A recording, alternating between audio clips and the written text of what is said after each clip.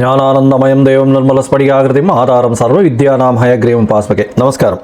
Astro TV நேயர்களுக்கு astro KS ஐயங்காரின் பணிவான நமஸ்காரங்கள். வார பலன் 18/3/2024 இருந்து 24/3/2024 வரை உண்டான வாரத்திற்கு மேஷம் முதல் மீனம் வரை என்னென்ன பலன்கள்னு பார்ப்போம். முதல்ல இந்த வாரத்தினுடைய கோல்சாரம் என்ன அப்படின்றத பார்ப்போம். அதற்கு பிறகு இந்த வாரத்தில் வரக்கூடிய விசேஷ நாட்கள் என்ன அப்படின்றத பார்ப்போம்.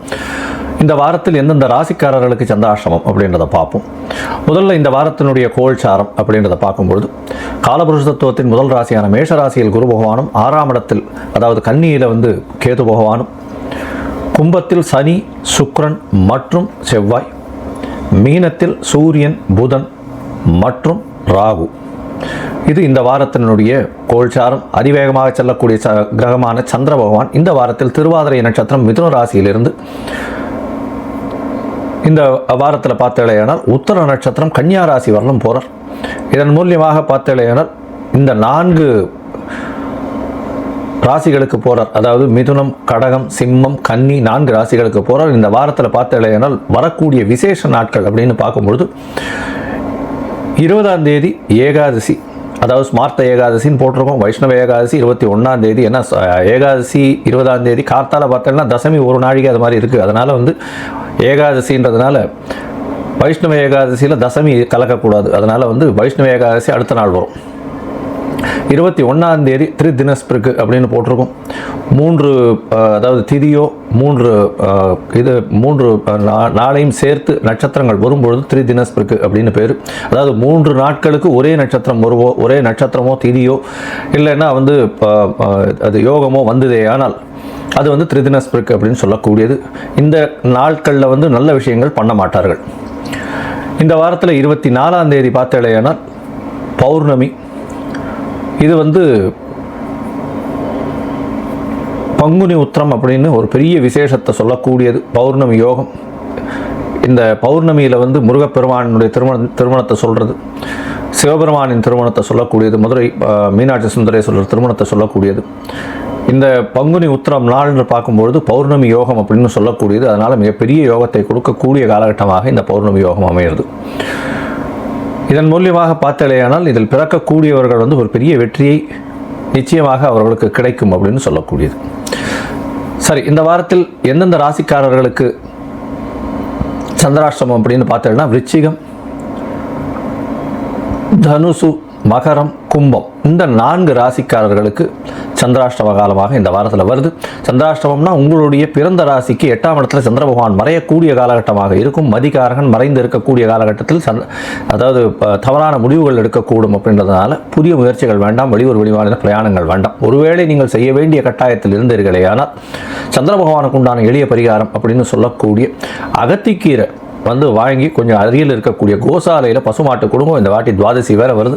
அதனால் அவசியமாக கொடுத்துட்டு வாங்க. உங்களுடைய சந்திராஷ்டமத்தின் தாக்கம் குறையும். வரக்கூடிய பிரச்சனையும் வந்த பிரச்சனைகள் எல்லாமே போகக்கூடிய வாய்ப்புகள் நிச்சயமாக உண்டு. இந்த வாரம் ஒரு ராசியாக மேஷம் முதல் மீனம் வரை எப்படி இருக்குது அப்படின்றத பார்ப்போம். அதுக்கு முன்னாடி என்னுடைய மொபைல் நம்பர் ஸ்க்ராலிங்கில் கீழே போயின்னு இருக்கும். உங்களுக்கு அஸ்ட்ராலஜிக்கல் கன்சல்ட் தேவைப்பட்டதுன்னா நீங்கள் உங்களுடைய date, time, place of birth, உங்களுடைய நேமு, பேரண்ட்ஸ் நேம் இதை அனுப்பினீங்களே ஆனால் உங்களுடைய ஜாதகத்தை போட்டு சந்தி இருக்கான்னு முதல்ல செக் பண்ணி, அதாவது பாத சந்தி, நட்சத்திர சந்தி, லக்ன சந்தி, ராசி சந்தி இதெல்லாம் இருக்கா அப்படின்றத பார்த்து அதற்கு பிறகு உங்களுடைய ஜாதகத்தை போட்டு உங்களுடைய தசாபுக்தி அந்தரம் சூக்ஷ்மம் அதெல்லாம் போட்டு பார்த்துட்டு இன்றைய கோல்சார பிரகாரம் உங்களுடைய பிரச்சனைகள் என்ன அப்படின்றத அறிஞ்சு கொண்டு அதற்குண்டான எளிய பரிகாரம் என்ன அப்படின்றத சொல்கிறேன். அதற்குண்டான கட்டணமும் என்ன அப்படின்றத என்னுடைய இதில் வாட்ஸ்அப்பில் போடுறேன். இப்போது மேஷம் முதல் மீனம் வரை 18/3/2024 முதல் 24/3/2024 வரை உண்டான வாரத்திற்கு என்னென்ன பலன்னு பார்ப்போம். புனர்பூசம், பூசம், ஆயில்யம் இந்த 3 நட்சத்திரம் 9 பாதங்களை கொண்ட ராசி. ராசியின் அதிபதினு சொல்லக்கூடியவர் அதிவேகமாக செல்லக்கூடிய சந்திர பகவான். இந்த வாரம் 18/3/2024 இருந்து 24/3/2024 வரை உண்டான வாரத்தில் உங்களுடைய ராசிக்கு 8ஆம் இடத்துல செவ்வாய் பகவான் போகிறதும், செவ்வாயோடு சேர்ந்து சனி பகவான் இருக்கிறதும், கூடவே சுக்கிர பகவான் இருக்கிறதும் பெரிய ஏற்றத்தை கொடுக்கும். மறைந்த இடத்திலிருந்து திடீர் பொருள் வரக்கூடிய வாய்ப்புகள் உண்டு. இன்சூரன்ஸ் செக்டரில் இருக்கிறவங்க, அதை தவிர இந்த ரேஸு, லாட்ரி இந்த மாதிரியான விஷயங்கள் பண்ணுறவங்க, அதை தவிர வெளிநாட்டுக்கு போகணுன்னு பார்த்துட்டு இருக்கவங்க, இவங்களுக்கெல்லாம் திடீர் பிரயாணங்கள் ஏற்படக்கூடிய வாய்ப்புகள் உண்டு. ஷார்ட் ட்ரிப் போயிட்டு வரக்கூடிய பாக்கியம் நிச்சயமாக கிடைக்கும். உங்களுடைய ராசிக்கு 9ஆம் இடத்துல ராகு பகவான் அதாவது சூரிய பகவானோடு புத பகவானும் இருக்கிறது. உங்களுடைய 12ஆம் அதிபதி 3ஆம் அதிபதி 9ஆம் இடத்தில் நீச்சப்பட்டு போயிருக்கக்கூடிய காலகட்டமாக இருக்குது. இதன் மூலியமாக பார்த்தீங்களேன்னா உங்களுடைய முயற்சிகளில் சற்று பின்னடைவு ஏற்படக்கூடிய காலகட்டமாக இருக்கும். இருந்தாலும் உங்களுடைய ராசிக்கு 10ஆம் இடத்தில் இருக்கக்கூடிய குரு பகவான் மூலியமாக புதிய தொழில் அமையக்கூடிய வாய்ப்புகள் இந்த வாரத்தில் அமைய போகிறது. இந்த வாரத்தில் பார்த்தோம்னா உங்களுடைய ராசிக்கு 3ஆம் இடத்துல கேது பகவான் இருக்கிறதுனாலையும் உங்களுடைய முயற்சிகளில் சில செட்பேக்ஸ் வந்ததுனாலும் கடைசியில் முயற்சிகளில் வெற்றி பெறக்கூடிய வாய்ப்புகள் மிகவும் அதிகம். புதிய வேலை கிடைக்கக்கூடிய பாக்கியம் நிச்சயமாக உண்டு. உங்களுடைய ராசிக்கு 6ஆம் அதிபதியே 10ஆம் இடத்துல இருக்கிறதுனால புதிய வேலை மாற்றங்கள் ஏற்படும். வேலை நிமித்தமாக ப்ரமோஷன்ஸ் கிடைக்கக்கூடிய காலகட்டம், ப்ரமோஷன்ஸின் மூலியமாக இன்க்ரிமெண்ட் கிடைக்கக்கூடிய காலகட்டம். இந்த காலகட்டத்தில் உங்களுடைய வேலையை பாராட்டி உங்களுக்கு ஒரு ஏற்றம் உயர்வு வரக்கூடிய வாய்ப்புகள் மிகவும் அதிகமாக இருக்குது. உங்களுடைய ராசிக்கு அதியோகர் அப்படின்னு சொல்லக்கூடிய செவ்வாய், அதாவது 5ஆம் இடத்திற்கும் 9ஆம் இடத்திற்கும், அதாவது 5-10க்கு உண்டானவர் அப்படின்னு சொல்லக்கூடியவர் செவ்வாய் பகவான். அவர் 8ஆம் இடத்துல மறைஞ்சிருக்கார் அப்படின்றத பார்க்க வேண்டாம். 10ஆம் இடத்திற்கு 11ஆம் இடம் அப்படின்றத பார்த்தோமே ஆனால் உங்களுக்கு செய்யக்கூடிய புதிய தொழில் மூலியமாக திடீர் லாபங்கள் அதிகமாக வரக்கூடிய வாய்ப்புகள் நிச்சயமாக இருக்கும். இந்த வாரத்தில் பார்த்தலையானால் அதிவேகமாக செல்லக்கூடிய கிரகமான சந்திர பகவான் உங்களுடைய ராசிக்கு 12ஆம் இடத்துல இந்த வாரத்தை ஆரம்பிக்கிறார். 19ஆம் தேதி மத்தியானம், அதாவது சாயந்தரம் ஒரு 5:30 மணி வரலும் உங்களுடைய ராசிக்கு 12ஆம் இடத்துல இருக்கார். இந்த காலகட்டத்தில் சுபத்துவம் அடைகிறதுனால சுப செலவுகள் வரக்கூடிய வாய்ப்புகள் உண்டு. இருந்தாலும் மனசுக்குள்ளே கொஞ்சம் ஒரு ஒரு செட்பேக்கு இல்லைன்னா ஒரு ஸ்ட்ரெஸ் லோடு கொஞ்சம் அதிகமாக இருக்கக்கூடிய காலகட்டமாக இருக்கும்.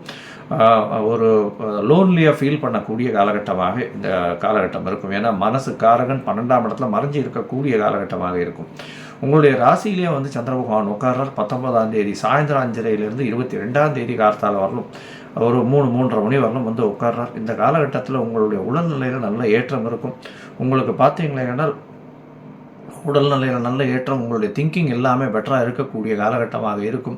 பொருள் வரவு நல்லபடியாக இருக்கக்கூடிய காலகட்டமாக இருக்கும். எந்த ஒரு விஷயத்தை எடுத்து செய்தாலும் அந்த விஷயத்தில் வெற்றி பெறக்கூடிய வாய்ப்புகள் நிச்சயமாக இருக்கும்.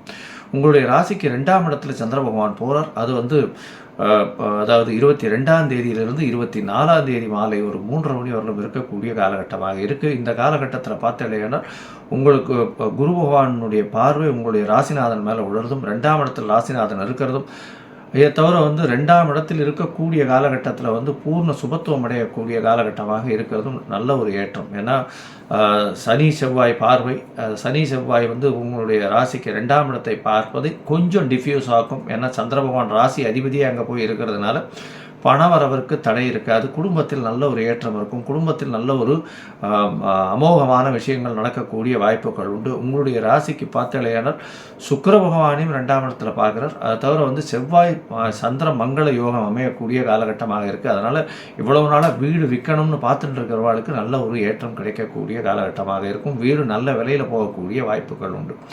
உங்களுடைய ராசிக்கு 3ஆம் இடத்துல சந்திர பகவான் போகிறார். அது 24ஆம் தேதியிலிருந்து 27ஆம் தேதி அதிகாலை வரலும் இருக்கக்கூடிய காலகட்டமாக இருக்குது. இந்த காலகட்டத்தில் பார்த்தீங்கன்னா பௌர்ணமி யோகம் அமையிறது. பௌர்ணமி யோகம் அமையும் போது நல்ல ஒரு ஏற்றம் கிடைக்கக்கூடிய காலகட்டமாக இந்த வாரம் அமைய போகிறது.